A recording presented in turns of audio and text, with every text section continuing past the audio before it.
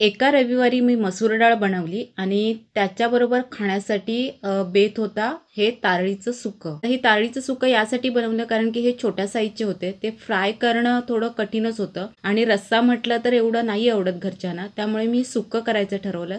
तर हे सुकं कसं बनवलं आणि ते डाळीबरोबर एकदम छान लागलं. तर पाहूयात आपण. फोडणीसाठी तेल घेतलं थोडंसं. त्यात मेथी दाणे, कांदा, कढीपत्ता, तेजपत्ता, उभ्या चिरलेल्या थोड्याशा मिरच्या ह्या तेलामध्ये थोड्या फ्राय केल्या. नंतर ते स्वच्छ धुतलेले तारळी त्यामध्ये टाकले. आपले घरगुती मसाला टाकला, हळद, गरम मसाला थोडं टाकला आणि चिमूटभर हा सांबार मसाला होता माझ्याकडे तर तो टाकला मी थोडासा, थोड्या वेगळ्या चवीसाठी. पाणी घातलं त्यामध्ये. कोकम म्हटलं तर ह्या फिशमध्ये थोडे जास्तीचेच घालायचे कारण की ह्या फिशला असं उग्र असा थोडा वास असतो. तर तो जातो ह्या आंबटपणामुळे आणि चवीलाही छान लागतात.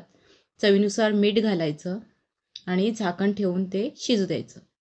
तारळीचं सुकं आपलं तयार झालं आणि त्या दिवशी मी ते खाल्लं मसूर डाळ आणि भाताबरोबर. दररोज ते रेसिपी बनवून किचनमध्येच असतो आणि एखाद्या वेळी असं वाटतं अरे यार काहीतरी साधंच काहीतरी खाऊया.